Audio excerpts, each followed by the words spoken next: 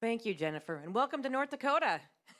We- We're glad to have those of you that made the trek in the snow for this great event, and for those of you that are with us virtually, we thank you for being here. Please note that this presentation today is being recorded in its entirety and will be available to watch again.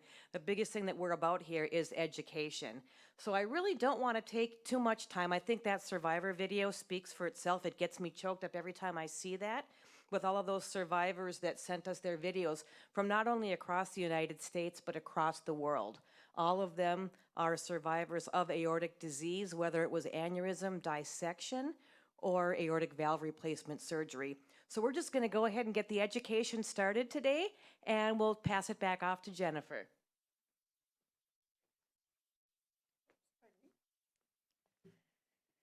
So our first speaker today is Mike Sylvester, and I'm proud to say that I have known him since we were little kids.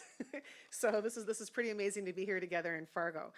Over the last 6 years, he has had 6 surgeries, one of which was a heart surgery and then 5 aortic surgeries. He lives in Duluth, Minnesota with his wife and stepson.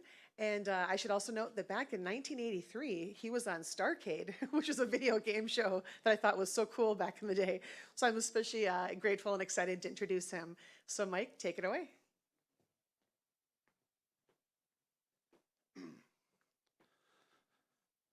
Thank you, Jennifer. My name is Mike Sylvester. I'm 51 years old, live in Duluth, grew up in Cloquet in the same city Jennifer was in. I am a city letter carrier in Duluth with the United States Postal Service, so weather doesn't bother me at all. I'm used to this. My health journey began back on December 16th, 2016. I was at home. It was about 10 at night on a Friday night. I was watching a hockey game and noticed that I had some minor chest pain.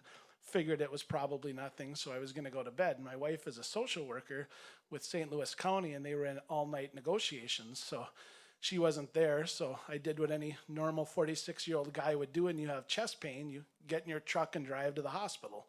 So I drove myself into the hospital, Essentia Health in Duluth, and they said, I was diagnosed with a non-ST elevated myocardial infarction. They said, you have a 30% blockage in an artery in your heart, but we'll put a stent in and you'll be out in no time. So I had the surgery, was recovering from the surgery, and I wasn't feeling better. I don't remember much of this because I was half conscious, but was sweating and nauseous and complaining of severe chest pain. So the cardiologist comes in and looks at the echocardiogram and noticed that I had aortic valve regurgitation.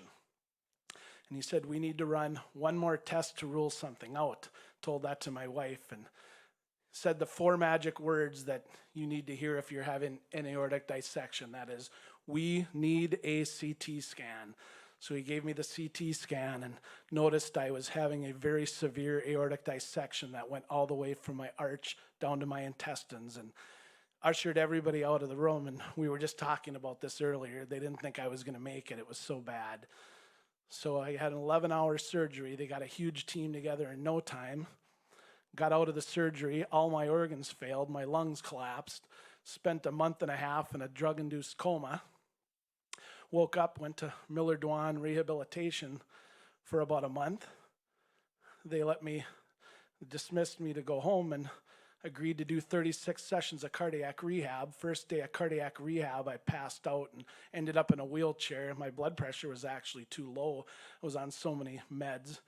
36 session of cardiac rehab, I ran a 5K. Went back to work a couple months later at the post office, and things were really good. Had my annual CT scan, and when you have these, when you're a dissection survivor, the one thing you don't want to hear when they call is, we need to see you tomorrow. Got that call, you need to come in for a meeting with the surgeon tomorrow. Thought, oh, maybe he just wants to see me. I'm this miracle survivor. Yeah, doctors are too busy saving people's lives to chat. So I went in and sat down, and he says, you're going to need another surgery, and it's going to be a bad one. Because my aorta had dissected so severely, I had an aneurysm growing in my descending aorta. So I needed a series of 3 more surgeries to fix that. After the 3rd surgery, I was put into hypothermic circulatory arrest for the surgery for the 2nd time. And I ended up with a clot that got lodged in my right middle cerebral artery. And I woke up blind, paralyzed on the left side, and unable to speak. And they said, we don't know if there's much we can do for you. You're probably going to have to go to a nursing home or assisted living facility. And I told the doctor, I don't care, maybe next week, next month, or next year, but I will walk out on my own 2 feet. And it didn't take me a day, a week, or a month. It took me a month and a half.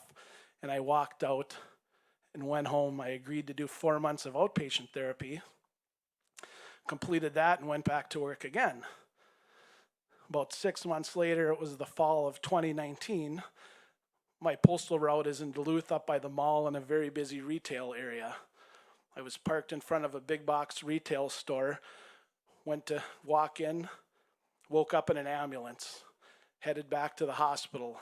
Turns out that the stroke gave me epilepsy, so I had an epileptic seizure, but they have very good anti-seizure meds these days, so I have not had another one since. So things are pretty good. End of 2019, I have my annual CT scan, and I get a call saying we need to do one more procedure. So right in the middle of the pandemic, I've got to go back May of 2020 to have one final surgery.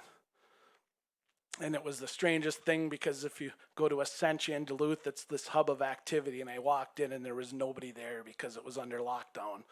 So I walked in, sat down, they got me ready for surgery and had the surgery on a Friday morning. Surgeon comes in Friday afternoon and says, everything went pretty good. Get some rest, I'll come in tomorrow. He comes in Saturday morning, says, so would you like to go home? I said, well, didn't I just have surgery yesterday? He says, yeah, but you're doing well. There's no need to keep you here any longer. Went home and went back to work 5 days later. And since then, things have been really good. I had my annual CT scan a couple of months ago, and they said I'm good for another year. So it's 6 heart and vascular surgeries in the last 6 years. And following the final surgery, I've had no other issues. I told my story at Rock from the Heart 2 years ago, and I was approached by the Alliance for Aging Research, and this is where I'll talk about my efforts in patient advocacy. And they said, we'd like to have you tell your story. So I've done podcasts, and I've done videos, I've done television commercials for Essentia, I've been on billboards and done a lot of different things. I'm on Essentia's Patient and Family Advisory Council, where we have monthly meetings to talk about issues that are related to cardiovascular diseases. And I've also done a lot of different side projects, and a lot of what I focused on in my patient advocacy efforts are similar to what Rock from the Heart is doing. We want to help people learn about the symptoms of aortic disease, and then when they do, set a plan in motion to deal with those problems. And then once you've dealt with them, how do you recover? And also, I've done a lot of work in being proactive. And it's kind of funny because these flyers go out in the post office, and we have my wife and me out walking, and Essentia has this heart health app that you can download on your phone. And I thought, well, I'll test that out and see how it works. I entered in all my information from 2016 when I had my first heart attack and dissection.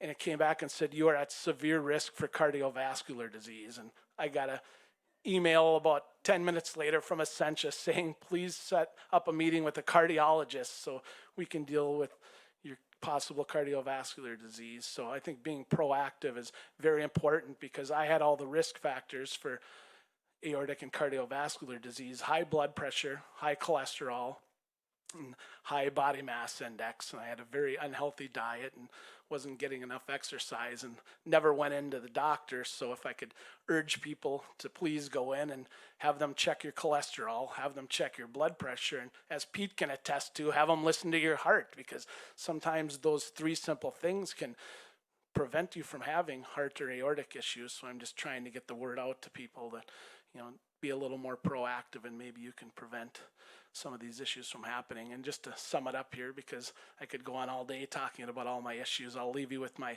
favorite quote. It's been attributed to a lot of different people and paraphrased in a lot of different ways, but it generally sounds like this: fate whispers to the warrior, you cannot withstand the storm. The warrior whispers back to fate, I am the storm. Well, ladies and gentlemen, I am the storm. So whether you're stuck in a storm like we have right today, or whether one's headed your way and you don't think you're going to be able to survive, don't fear the storm, or it will destroy you for sure. Instead, you have to embrace the storm and, in a sense, become the storm. And if you can do that, there will be no obstacles that you can't overcome, no mountain that you can't climb. And maybe, just maybe, you'll be able to make the impossible possible. Look at me. You could say I'm proof of that. Thank you, everyone. And now on with the show. Friends are happy for me, or they're honeysuckle phonies. Then they celebrate my medals, or they wanna take